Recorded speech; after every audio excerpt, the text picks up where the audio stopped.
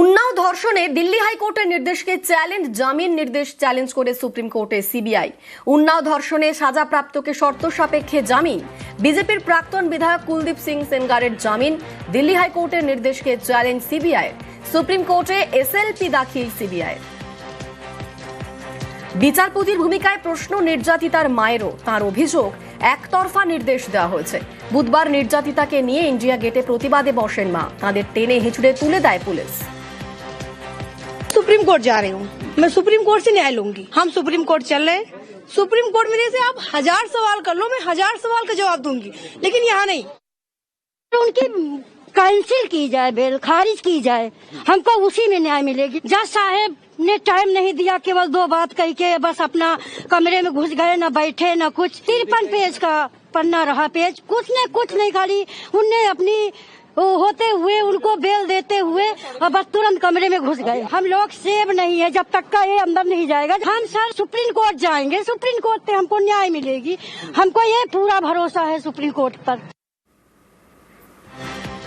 উন্নাও নিয়ে আক্রমণ অভিষেকের। বিজেপি বিধায়কের জামিনে তোপ x post Abhishek Bandyopadhyay.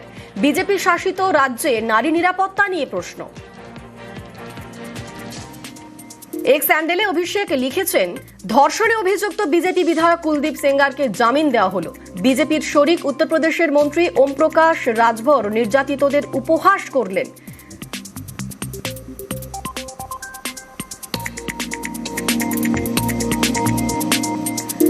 BJP নেতৃত্বের মুখে কোনো কথা নেই।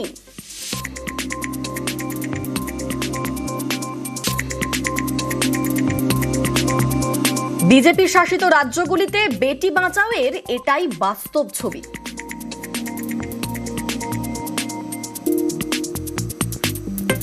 যখন ধর্ষণে অভিযুক্তরা প্রকাশ্যে ঘুরে বেড়ায় আর মন্ত্রী অত্যাচারীদের নিয়ে মজা করেন, তখন আমরা প্রত্যেক মেয়ে, প্রত্যেক নারী ও প্রত্যেক পরিবার যারা বিচার চাইছেন তাদের কাছে ব্যর্থ হই।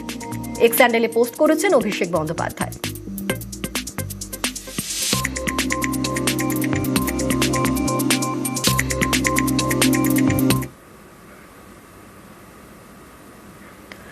প্রেমে ব্যর্থ হয়ে বিষ খাইয়ে খুন। কলেজ ছাত্রীকে খুনের অভিযোগ প্রতিবেশী যুবকের বিরুদ্ধে। হাসপাতালে 1 মাস মৃত্যুর সঙ্গে লড়াইয়ের পর বুধবার মারা যান তরুণী।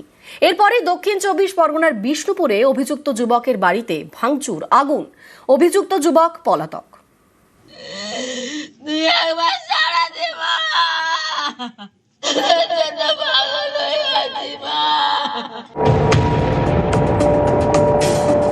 দক্ষিণ 24 পরগনার বিষ্ণুপুর। এখানকার রঘুদেবপুরের বাসিন্দা চন্দ্রানী নস্কর, কলেজ ছাত্রী। প্রেমে ব্যর্থ হয়ে তাকে বিষ খাইয়ে খুন করা হয়েছে বলে অভিযোগ। অভিযোগের আঙুল প্রতিবেশী যুবক বিশাল নস্করের দিকে। বৃহস্পতিবার ভোরে এই যুবক ও তার আত্মীয়দের বাড়িতে ভাঙচুর চালানো হয়। বাড়িতে আগুনও লাগিয়ে দেওয়া হয়। অভিযুক্তর বাড়িতে ক্ষোভের আগুন আর নিহত ছাত্রীর বাড়িতে বুক ফাটা কান্না। কম্পিউটারে যেতে, কম্পিউটার থেকে আমার মেয়ে বাড়ি এসেছে, মেয়ের সঙ্গে সঙ্গে উঠে পড়েছে, খালি বমি হচ্ছে। ও বলছে মানে ওমা আমার তুমি এতে নিয়ে চলো, ডাক্তারখানা নিয়ে চলো, আমার খুব কষ্ট হচ্ছে। আমি তখন আমার মানিককে নিয়ে চলে গেছি। তখন ও বলেছে কি ছিল আমি জানিনি, সবুজ রঙের ওই আমার খাইয়েছিল। তখন ওনারা বলে ওটা বিশাল। ঠাকুরপুকুর কলেজের 2nd ইয়ারের ছাত্রী চন্দ্রানী, তার প্রতিবেশী বিশাল নস্কর। অভিযোগ, চন্দ্রানীকে দীর্ঘদিন ধরে প্রেমের প্রস্তাব দিচ্ছিলেন বিশাল, কিন্তু বারে বারেই তা প্রত্যাখ্যান করেন কলেজ ছাত্রী। এরপরেই ষড়যন্ত্র।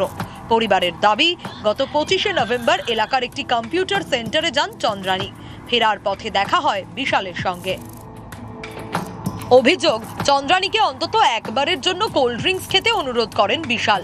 সেই কোল্ড ড্রিঙ্কসেই মেশানো ছিল বিষ। বিশ্বাস করে সেই কোল্ড ড্রিঙ্কস খান চন্দ্রানী। বাড়ি ফিরে অসুস্থ বোধ করেন। মা বাবাকে গোটা ঘটনা জানান। সেদিনই চন্দ্রানীকে নিয়ে যাওয়া হয় স্থানীয় নার্সিং হোমে। সেখান থেকে দক্ষিণ কলকাতার বাঙুর হাসপাতালে প্রায় 1 মাস মৃত্যুর সঙ্গে পাঞ্জা লড়েন। বুধবার রাতে মৃত্যু হয় তার। পরিবারের দাবি, কোল্ড ড্রিঙ্কস খাওয়ানোর নামে চন্দ্রানীকে বিষ খাইয়েছিল বিশাল। এ নিয়ে বারুইপুর থানায় তারা অভিযোগ জানান, কিন্তু পুলিশ কোনো ব্যবস্থা নেয়নি বলে অভিযোগ। বিশাল সেটা জানতো কম্পিউটারটা কখন ছুটি হয় কি হয়, ও সেই সুযোগ নিয়ে যখন আমার মেয়ের ছুটি হয় সেই সময় ও গিয়েছিল, গিয়ে আমার মেয়েকে ভুল বুঝিয়ে নিজে হাতে বিষটা কিনে খাইয়ে দিয়েছে। আর আমার মেয়েকে পরিকল্পিতভাবে খুন করলো। আজকে 1 মাস হয়ে গেল, একজনকেও অ্যারেস্ট করলো না। তরুণীর মৃত্যুর খবর চাউর হতেই এলাকায় উত্তেজনা ছড়ায়। অভিযুক্ত বিশাল এবং তার আত্মীয়ের বাড়িতে এদিন ভাঙচুর চালানো হয়, লাগিয়ে দেওয়া হয় আগুন। তিনখানা তালা মারা ছিল, তালাগুলো সব ভেঙেছে, ওরা ভেঙে গাড়িটাকে টেনে বের করছে। 2খানা সাইকেল ফের পুরো চিমনি এসি কিচ্ছু নেই, পুরো নতুন গাড়ি ফাড়ি সব পুরো আগুন দিয়ে জ্বালিয়ে দিয়েছে। দক্ষিণ 24 পরগনা থেকে অর্পণ মণ্ডল, নিউজ 18 বাংলা।